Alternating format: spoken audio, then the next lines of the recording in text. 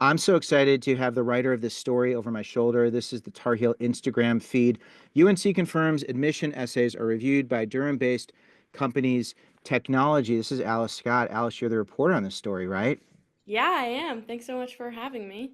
Alice is terrific. You're a freshman. I learned you're a freshman, which I'm like in shock that you wrote such a great story and you investigated this. And there's two parts to this story. And I want to start off by being very clear. Uh, University of North Carolina, there's Chapel Hill. There's no one is saying that anyone's doing anything wrong. It's just the idea of using AI technology to review college essays, application essays, personal statements is something that's really interesting. And Alice learned about this and reported about this. And I thought it was really interesting. And it's a two-part story. So, Alice, will you give us a quick summary of how did part one start and why did you need a part two? Yeah, we decided to write this story because one of my editors actually was able to review her admissions file within the undergraduate office Yeah. of admissions or the Office of Undergraduate Admissions. That's something that any student at a public university can do through the Family Educational Rights and Privacy Act, or FERPA. And during that process, she learned that she got to review all of her scores, and she learned that one of the scores, her essay score, was auto generated. And she felt like that was something we needed to dig into more and to learn about. So that started out with contacting UNC's media relations, and they gave us a statement about how UNC reviews applications. We wanted to learn more, so I requested an interview with the admissions office, and they said there was no one available. So I sent Hold along on some. a sec. There's no one available. So, because there's a lot of people available when you call the admissions office. There's people who are there. So, was that a little odd that no one was available? Well, I did understand that, UNC's early action application or UNC's early action application results were coming out soon, and I know we're Okay. in the thick of admission season, so I did understand that likely they're very busy. However, I was hoping there was someone I'd be able to talk to, and I did think probably there would be someone available, but that's something I don't totally know about. Right. You know what? That could be a normal thing. It's very busy. Yes. And they did give you a statement. So that was very helpful, right? Yes, that was super helpful. And that was, what really allowed me to start my reporting and my digging was the statement they gave me. So then I sent along some questions to media relations, and I didn't receive answers to all of the questions that I had sent. They sort of reiterated the initial statement that they had sent me. So from there, I kind of had to find my own way. Can I So ask I you a found. question? What is it that, Alice, what is it that you wanted answered that they didn't answer? What were some of those questions? Yeah, well, a lot of what I wanted to know was it was kind of two main things. It was, how does this AI tool work? What does it do? How does it evaluate admissions essays? And how important is this AI generated score to someone's admissions decision? And there were more like detailed specific questions within those two broad categories, but really I just wanted to know how it all worked and what the impact of this tool was. So I The kind of had answer to. was, and what was the answer they gave you? The answer was that they sort of sent along the initial statement that they had sent, and they said that they had no more information that they were able to share at the moment. Can you So, summarize that statement for people who just want to understand what that initial statement was?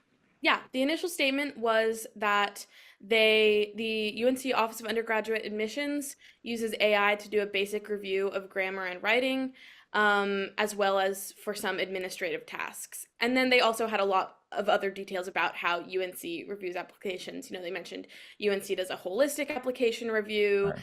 um, and things along those lines. But the Great. information about AI was specifically that they use AI to do a basic review of grammar and writing.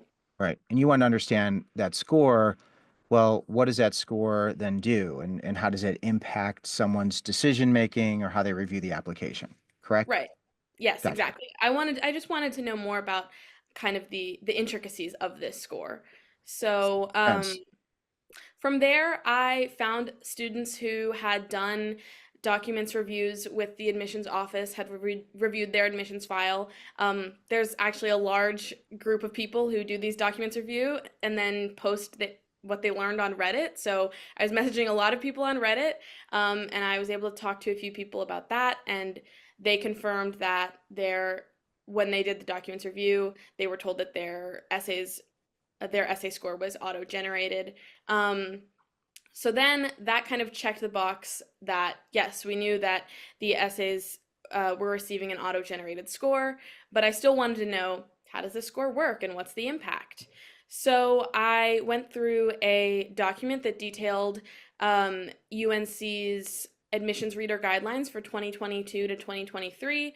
The Daily Tarheel obtained that through a Freedom of Information Act request, because it's a public record, because UNC is a public university.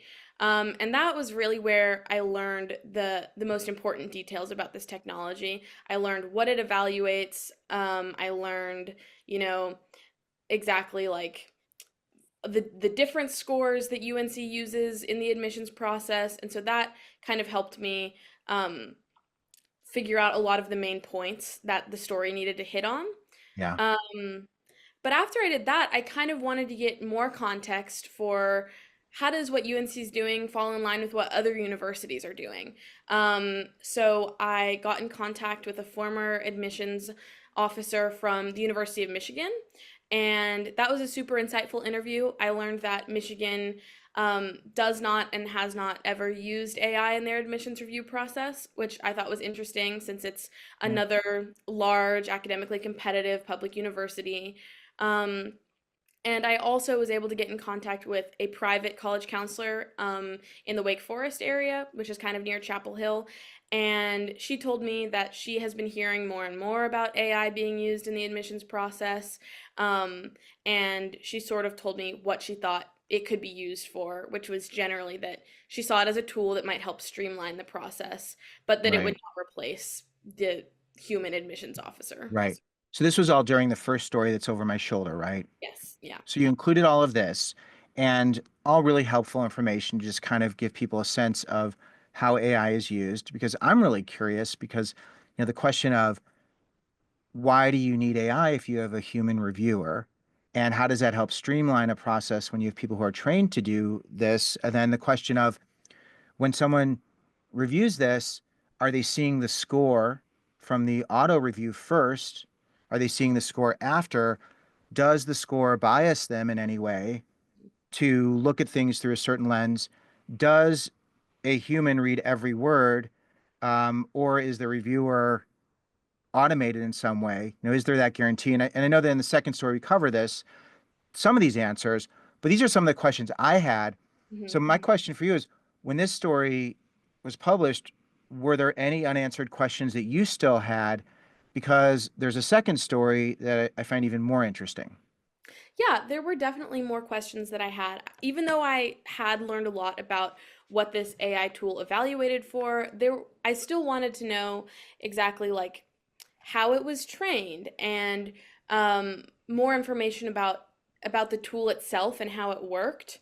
I understood how it worked in the context of UNC admissions, but I didn't know what this tool was. I didn't know, what company ran it, if it was something UNC had created.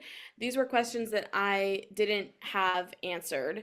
Yeah. And so for the second story, the main reason that we ended up writing it was because after the first story was published, we heard back from UNC Media Relations, or they reached out to me after the first story was published, and they said that there was one technology mentioned in the first story, um, that and they said that this is not the technology we use. The story didn't say that it was the technology that they use, but it was mentioned as as a tool that some universities are using to use AI in admissions.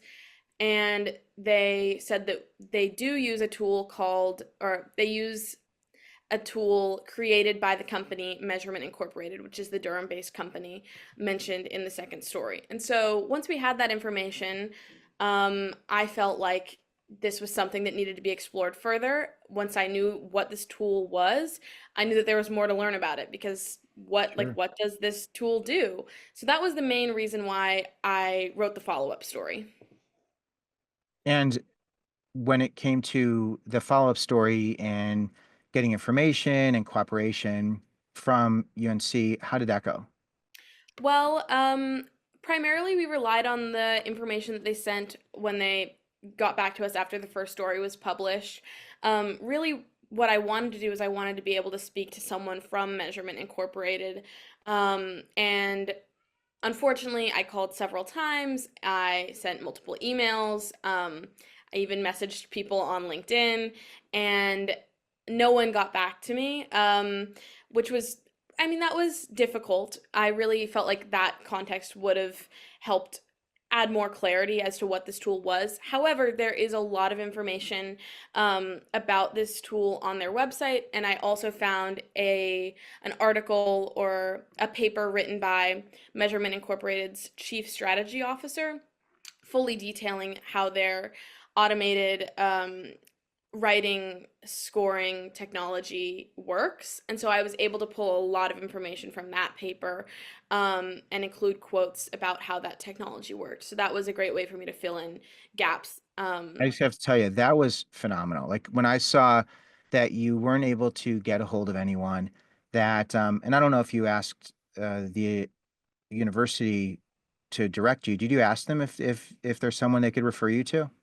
No, I didn't. I went straight to Measurement Incorporated. Yeah, so it'd be interesting to see, if what their response would be to that. But I thought it was really interesting that you then pulled that document to really give you a better idea of what that technology is. And from that, in terms of understanding it and feeling comfortable with it, what were your feelings? I mean, I think I definitely, at the end when we were getting down to publishing it, we actually held the story for an additional day, waiting to see if someone would get back to me. Um, I obviously wished that there was someone who I could have spoken to from Measurement Incorporated. However, I felt confident that I had done my due diligence and I'd gotten the information, at least the most important information, to include in the story. Yeah. So, yeah. Yeah. When it comes to how they use it and how that impacts the decision making and that process, is that something you were even asking about? That was something that I sent along to media relations initially. Unfortunately, I didn't really get a response on that question. But I was able to look at this form called the Common Data Set. Every university has to put out a Yeah. common data set that ranks it details how much the university values different aspects of a person's application. So this is like rec letters, SAT, GPA, and essays. So I did learn that the university ranks the essay as very important, and that's the highest that you can rank a material in the common data set. Now, I didn't know necessarily if the essay being ranked as very important meant that the essay score was very important because one of the other scores that applicants are evaluated on is this score called the personal quality score. And someone who I talked to who did a documents review mentioned that things from their essays were specifically mentioned in comments, and they thought that likely contributed to the personal quality score, which is meant to evaluate how much a student sort of Right. has the values of the university. And so I didn't know from the common data set Right. if the essay being ranked as very important translated directly Right. to the essay score or not, but it did give me an idea that UNC as an institution does value the essay. Right. And then the personal quality score or the personal quality aspect of that or that part of it, is there any way to know if those character traits are things that are identified by a person, or could those character traits be identified by AI and then listed in a different area? That's something that I don't know about but want to learn more about. I was very curious if this AI tool like flags words potentially. I know that's something that some AI, some tools that AI tools that evaluate writing can Yeah. do is they can flag certain words. Um, that's something that hope to continue to learn more about. I mean, honestly, this story is continuing to evolve, so I plan to keep on digging and I hope to learn more. Um, Right. so I can't say for sure if the personal Yeah. qualities score could have come from the AI generated essay tool or a human reader. Yeah, I mean, it's just interesting to understand because this is not exclusive to UNC. I mean, there are a lot of schools who will use AI in their admissions process, and to what level they use it for essays. It's hard to know, but so this is just more of like a college admissions. I think a college admissions, curiosity, uh, Mhm. or a college admissions answer. So. What are some of the questions that you're still looking to address? Because I have some, but I'd love to know, as the story continues to unfold, what are you hoping to learn? Yeah, one thing that I'm really interested in is how this essay grading tool, how or if it varies in score when um, a student submits an essay and that student's first language is something other than English. You know, UNC has several international applicants. Not necessarily all of those Mm, applicants don't speak English as a first language, but some of them don't. And so I'd definitely be curious to know how that plays a role. You know, from what I learned about Measurement Incorporated's technology, it's graded. The way that it's trained is it's trained off of human graders, the way they right, score an essay, um, and it looks for the qualities that human graders use to rank an essay highly. And so I'd really be interested to learn more about the intricacies of that and if there's a difference when a student's first language is something other than English. I'd also be interested to know if if this essay grading tool, picks up on higher level literary devices, I guess, or writing techniques, or if it's really strictly just grammar, just sentence structure. Um, right. so things like that. Yeah. So I posted your story, kind of summarized it on my social media channels, and there were a lot of people who commented. And one of the one of the uh, comments was that the provost was very clear about how AI can be used and cannot be used uh, for students. And some students were like, they could use AI however they want, but we can't use it. I thought that kind of made me smile. What do you think of that comment? Yeah, that was something that we um, asked media relations about. And in their statement, they were very clear. They said that when students apply to UNC, they expect students to adhere to UNC's honor code and to write their own essays. UNC's honor code prohibits plagiarism. Um, and so, I do think AI being used in the classroom it's a fluctuating Yeah. situation and definitely varies professor to professor. I've had professors who say you can use AI how you want, but you have to write an AI disclosure statement.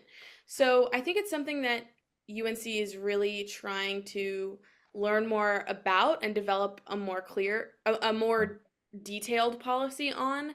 UNC has a generative AI committee right now that I think is working to look at all of the different intricacies that come with Yeah. AI as a Yeah. tool being used and how to not abuse it. So, but in terms Yeah. of application essays, UNC Media Relations did state that they expect students to write their own essays and adhere to that. Absolutely. Yeah, and they should, of course. And I wonder if this tool screens for originality or if it flags essays as being AI, as if AI flags it as AI. Well, AI would know AI, but I wonder if that's part of it. So that's a question. That's a question I have. Yeah. No- and in the comments, there were some other questions. Like someone said, um, there's a third party now that's reviewing what could be personal statements, very vulnerable things that people are sharing. And, the question of whether or not it is learning from, doing its language learning from the essays, if it's processing that in any way, how the third party that's cooperating with the school um, deals with those issues. Is that something that you're curious about? Yeah, that's something I definitely like to learn more about. It's something that I don't know about. Yeah. From what I've learned about the measurement incorporated tool, it it's a machine learning tool, which is kind of a subset of artificial intelligence, and it's trained, as I mentioned, based on human scores of essays. So I have no idea if how if or how Yeah. um, it learns from students' application essays. Yeah. And I'd love to learn more about that because I think I mean, Yeah. a whole nother can of worms. I feel like there's a lot Yeah. of questions about this story that just open up more questions. Yeah. Yeah. And I was reading through those comments too, and there's things that I didn't even think about. And then so there was the privacy issue. And then there was a piece of when they read it, like when they get this score, when if however a human reviewer is involved, is that score something that's given to them before they read it? Is it something that's after they read it? And how does that impact their ability to be objective when looking at an essay? Yeah. Do you know how that works? Well, I don't know specifically, what they see first in the review process. I will say that one of the students who I interviewed who did a documents review said that when he reviewed his admissions file, the first thing that was brought up and shown to him was all of his application materials. So his essays, his resume, his Common App questions, his responses to the questions on the Common App form, and then it was followed by this two-page summary, um, that was a two-page summary of his application scores, which included the essay score, and that was all on the Slate Reader dashboard. And so, Slate for Admissions is um, it's a tool that's meant to streamline admissions, that Right. admissions offices across the country use. And so, at least when he saw his admissions file, he first saw his materials and then saw the scores. I can't say Right. what an admissions officer sees though. Right. It'd be interesting to know, at what point of the process. And then someone else shared in terms of racial biases that sometimes AI can can process writing in ways, and I don't know the details of that. I don't even, I don't really understand all the intricacies of that, but is that something you heard of or would Yeah, want to explore? it's AI is such an interesting topic. It's something that I am not an expert on. I keep Yeah. learning more about it through these articles. I will say I remember last semester in one of my English classes, we talked a lot about AI, and someone who was taking a class on gender studies learned about how AI can be sexist if it's trained off of documents that have like a I guess a sexist ideology, Sure. or and so I know that like some depending on what type of AI tool this is and like what it's trained off of, theoretically there could be biases within the AI. However, I think this tool, because it's not like ChatGPT or generative AI. It's machine learning. I don't. It's not trained in the same way that generative AI is trained. It's like I said, trained off of Yeah. humans' essay scores and how they review essays. Yeah. So I would think that this technology, um, is, I think, Measurement Incorporated really works to eliminate bias, by having so many different graders evaluate essays, and Yeah. having this tool be trained off of Yeah. so many different people. I wonder if yeah, I wonder if the admissions office would like walk you through this or would share that information because I wonder just how the process is kept a secret, um, how open people are with the process. And if someone wants to keep it secret, it doesn't mean there's anything nefarious going on. It could just be, they don't want people to game the system, or it's just not something that everyone should have access to. But I'd be really curious if that would be something, that they would do. Would you want them to do that? Would you be interested in that? I'd love to talk to someone for either from admissions or from Measurement Incorporated who could tell me Yeah. more about how this tool works and the very specific intricacies of it, because I know there are very specific intricacies. But no one is entitled. I'm not entitled to talk to anyone. No one's required to speak to me, and I Right. fully understand that there may be certain things that the university wants to keep private, especially because we're dealing with admissions, and probably every person who applies to UNC wishes they could know exactly how Right. the university reviews applications, um, so that they can put their best foot forward. And so I understand that there's a necessity for privacy, but I would also love to learn more and would love to speak to someone who could give me more details. Yeah, well, I'm excited to learn and to read what you share because I know this is a really it's an important story, and it's something that I'd love some clarity on. Um, when you were looking over my social media posts, were there any other questions or comments that struck you? I would say that one thing that popped out was someone asked if UNC is, quote, not the only one using AI technology, who else is doing it? And like I mentioned, I did speak specifically to someone from the University of Michigan, and they mentioned that UMich is not using AI in their application review process. However, I did find a very interesting statistic from the journal Inside Higher Ed, which said that 17% of universities in the US are using AI in admissions in some form. I don't know, I couldn't tell you which specific Yeah. universities are, but I do know that it's happening. And like I kind of mentioned earlier, when I spoke to that private college counselor, she told me that more and more she's hearing from admissions officers that admissions offices are using AI in the review process.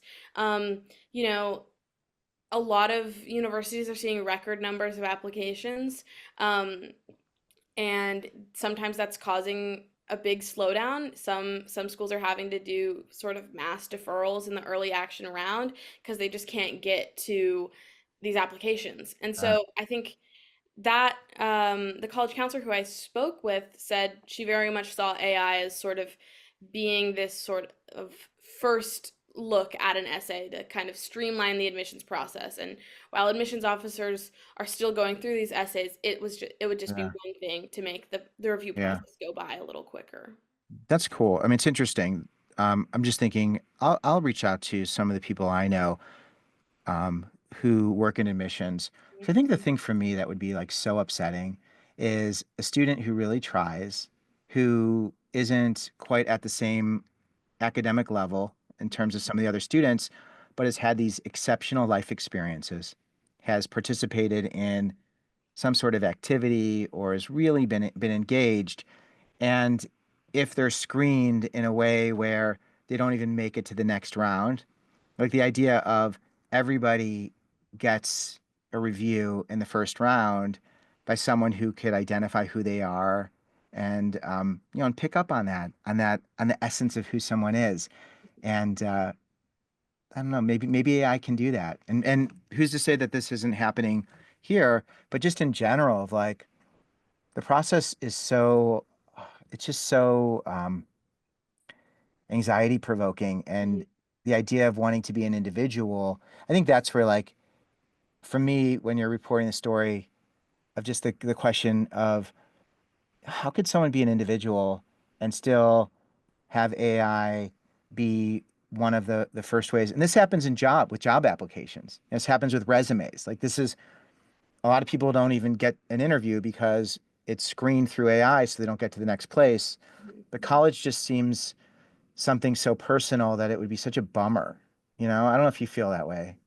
No, I know what you mean, and I don't know if UNC uses AI in that way or not. Um, they are very clear that they review all applications holistically, which means that one Yeah. reviewer looks at all application materials. But I definitely I would hope that